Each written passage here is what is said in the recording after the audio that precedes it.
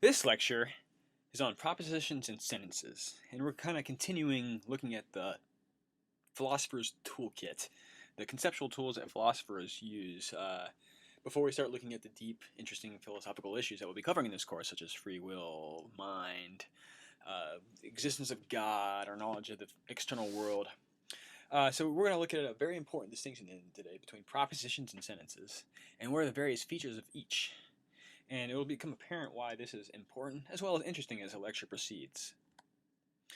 So, suppose me, Davis, am pointing at my pet rabbit. And suppose, while pointing at my pet rabbit, I say, I have a very large rabbit.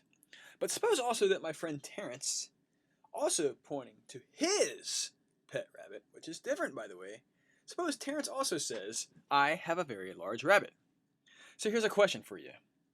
Are Davis and Terence saying the same thing?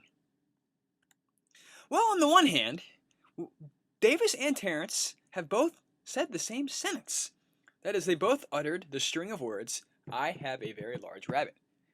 6 words in English and so on, etc. They both said that sentence. So, it seems as if they have said the same thing. But on the other hand, they're referring to different rabbits. Davis is talking about Davis's pet rabbit, and Terence is talking about Terence's pet rabbit. And Davis's pet rabbit is not Terence's pet rabbit. They're 2 different rabbits. So it seems like they're not saying the same thing. This is a puzzle, a conundrum. Is there an answer to this deep, profound question? Well, yeah, actually there is. So, suppose also that I utter the sentence, David Hasselhoff is a better singer than actor. And then Terence, my friend, says the sentence, David Hasselhoff is a worse actor than singer. Well, here's a question. Are Davis and Terence saying the same thing? Once again, on the one hand, we've uttered different sentences. I said the string of words, David Hasselhoff is a better singer than actor. Terence uttered a different string of words, David Hasselhoff is a worse actor than singer. But it just seems to be saying the same thing, though, about David Hasselhoff. Even though it's a different string of words, it meant the same thing, in a sense. If David Hasselhoff is a worse actor than singer, that implies that he's a better singer than actor. It means the same thing. So, there's 2 different senses, then, of what it means to say the same thing that I'm getting at. There's this distinction that I've been hinting at. And philosophers have long recognized this. And it's, basically, the way to distinguish those 2 sentences is just to introduce a distinction between what philosophers call propositions and sentences. So if by said, then we meant sentences, then when Davis and Terence were talking about the rabbits, and they both said the string of words, I have a very large rabbit, they both said the same sentence. They made the same kind of sound with the same words and the same grammatical construction. So if you're asking, did Davis and Terence say the same sentences, the answer would be yes, when talking about the rabbits. But if they meant different things because however, they meant different things because they were referring to 2 different rabbits. So, in that sense, we'll call the things that Davis and Terence meant by uttering the sentence, I have a very large rabbit, a proposition. And another way of putting it is the difference between the sentence and the sentence's meaning. The meanings would be the proposition. So if you said, did Davis and Terence say the same thing, and you're asking about the meaning of the sentence, the answer would be no. But if you asked if Davis and Terence said the same thing, and you're referring to just the actual sentence itself, then the answer would be yes. So, there's a vagueness then in that question. Did so-and-so say the same thing as so-and-so? You have to specify, well, what do you mean? Did they say the same sentence? Or did they express the same proposition? Or did they mean the same thing by that sentence? You have to get clear. So that question's actually vague. And again, this is something that we don't generally think about, but it's implicit in a lot of our goings-ons. So, all right. So then recall the 2 sentences about David Hasselhoff. Well, even though Davis and Terence uttered different sentences, they both meant the same thing. So Davis and Terence then expressed the same proposition. So, going back, this sentence right here is different from this sentence right there. But they both express the same proposition. They both mean the same thing. Here's a fun fact. Sometimes the same sentence can express different propositions.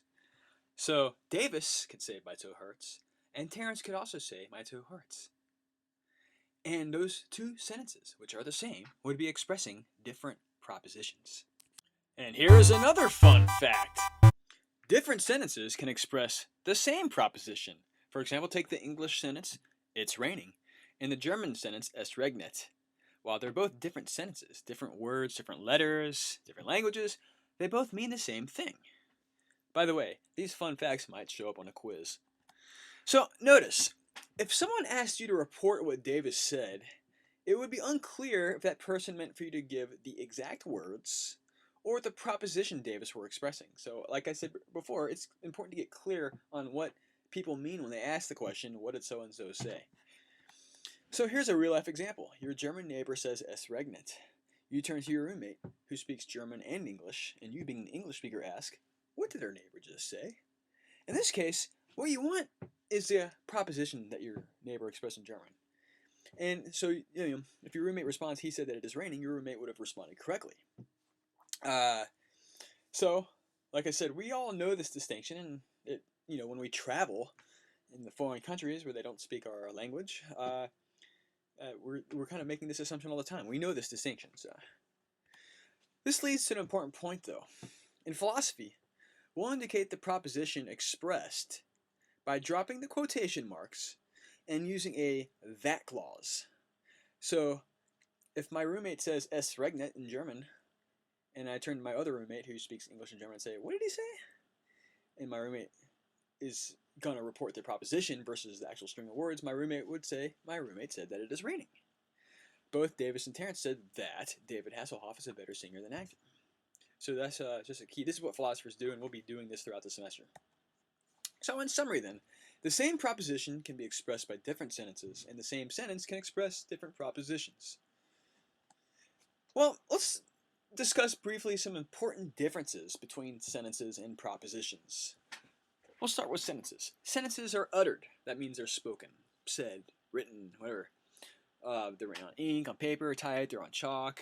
They take up space if written. They take up time if spoken. They come into and go out of existence when spoken, and perhaps say the paper you write on gets burnt. And they're really, what they are is just organized sets of written or spoken symbols that have spatial and temporal dimensions. So, but what the sentence means or expresses, on the other hand, is very different. So propositions are very different from sentences. You don't literally see a proposition, but you can understand it. It's like different faculties. Propositions / meanings don't exist in space or time.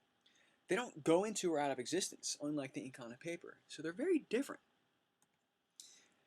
Particular sentences are physical phenomena. Propositions, on the other hand, are abstract objects. And this is important. Propositions are non-physical, and they're abstract. They don't take up space and time. Okay? It doesn't make sense to say, how much does this proposition weigh? Or how long is this proposition? But that doesn't entail that they're mental items. Instead, think of a proposition as being, instead of the proposition being a thought in your head, the proposition is what the thought is of, if that makes sense. It's the content of the thought. Two different people can have two thoughts of the same thing. Two people can think about the same thing at the same time. So then it's not the thought, it's what the thought is of. If you and me are both thinking about the Indianapolis Colts, we're both thinking about the same thing, but we don't have the same thoughts in our brains. We might have the same similar types of thoughts, but it won't be the exact same. So here's an analogy. Just as there can be a city that you're thinking of that is not the same thing as your thought of the city, so there can be the same mind-independent proposition, for example, the sky is blue, that you're thinking of or expressing with a sentence. So suppose I say, my rabbit is larger than the average rabbit, and Terrence says, that's true. Is it the sentence Davis uttered, or the proposition Davis expressed by that sentence, which is true? This leads to the next important feature of propositions that distinguishes propositions from sentences. if we take the sentence to be true, we find a difficulty. Suppose Terence also says, my rabbit is larger than the average rabbit. However, Terence's rabbit is actually really small. So what Terence would be saying is false, although what Davis would be saying is true. Well, in this case, the same thing would both be true and false, if it's sentences that are true or false. But the same thing can't be both true and false. That's something I want to hammer into your heads. That's something very important to get. Well, here's a further point. Ink on a paper and sound waves, for example, just don't seem to be the right kind of thing to be true or false. Instead, it's what the ink or sound waves are expressing or representing or symbolizing. That is what is true or false. So propositions, then, are what philosophers say are the bearers of truth values. Propositions are true or false, depending on how the world is. If the world is such a way that Davis's rabbit is larger than the average rabbit, then what Davis is saying is true. Otherwise, it's false. So this true proposition could be expressed in different ways. Paper, by talking, etc. In all these cases, a common truth is being expressed. So the sentence then isn't what is true, but instead the proposition expressed by the sentence. Two further points. Every proposition is true or false. There's no third truth value. Every proposition must have some truth value. Second point, no proposition can both be true and false. If it's true that 2 plus 2 equals 4, it cannot also be false that 2 plus 2 equals 4. This is extremely important. Please remember this. Well, this leads to two common mistakes people make when they think about propositions. Someone might think that propositions do change in truth value over time. And here's a really plausible example. Take the proposition that Davis is 5 feet 10 inches tall. Well, that's true now, in 2014. But it was false when Davis was a kid, when he was much shorter. Well, then it seems that propositions do change in truth value over time. Well, it's actually false. The example is misleading. Instead, remember that the same sentence can express different propositions. So if you said, in 1985, Davis is 5 feet 10 inches tall, that proposition expressed by that sentence would be false. And the proposition expressed by that sentence would actually be Davis is 5 feet 10 inches tall in 1985, or on a specific date in 1985. But if someone uttered the sentence today, the proposition would be Davis is 5 feet 10 inches tall in 2012 or 2014. So it's really a case of two different propositions being expressed by the same sentence at different times. So it's not that one proposition is changing in truth value then. Second, though, someone might respond that a proposition could be true for one person and false for another. A lot of undergraduate students at colleges seem to think that a lot of things are like this. It's true for me, but not for you. It's true for you, but not for me. I like chocolate ice cream, you like vanilla. I hate to break it to you, but that is false. If something is true, it's true for everyone, and if it's false for everyone. And I'm going to elaborate on this, and it's worth spending some time because this is a common belief people have, and honestly, most philosophers, worth their salt, think it's false and stupid. You'll hear this in other fields, perhaps, or you'll hear this in popular conversations, and maybe some of you actually believe it yourself, but it's false. And we'll spend some time exploring why it's false. So here's an example. Take Walt and Jesse, who are arguing about whether or not God exists. Walt argues that God exists, while Jesse argues that God does not exist. As the debate gets nowhere, Walt exclaims, "Well, I guess it's just true for you that God doesn't exist, but false for me." Walt's claim is misleading. Recall, what makes propositions true or false is how the world is. So either God exists or God doesn't exist, depending on how the world is. It isn't like a subjective preference, like, vanilla tastes good to me and bad to you. That's not how, the truth values of propositions work. Okay? So Walt would be wrong. Ask you a straight up question, I expect a straight up answer. The same follows for, take the following proposition. Davis has over $100 in his bank account. Well, that's true only if Davis actually has $100 in his bank account. You couldn't go up to your bank teller and be like, well, I guess it's true for me that I've got over $100 in my bank, but false for you that there's over $100 in my bank account. No, what makes the proposition true or false is whether or not I actually have money in the bank. Take another example. Wrigley Field is in Chicago. That wouldn't just be true for you, but false for me. It's true for everyone if it's true. If someone said it's true for you, but false for me that Wrigley Field is in Chicago, and I believe that Wrigley Field's in St. Louis, and I'm going to go drive to St. Louis to see the Cubs play at their home field, we'd say that person is crazy, okay? Well, again, this is why I'm just baffled by why a lot of people believe this. Another example, the laws of physics. If they are true for everyone. If you don't believe me, go up to the 7th floor of Beering and try to defy the law of gravity by walking out the window. See if you can step off the floor of off the 7th floor, walk off the roof, and defy gravity. No, if the laws of physics are true, they're going to be true for everyone, not merely personal preference or taste. Sorry, Jim Brewer. Grandma, you don't know anything.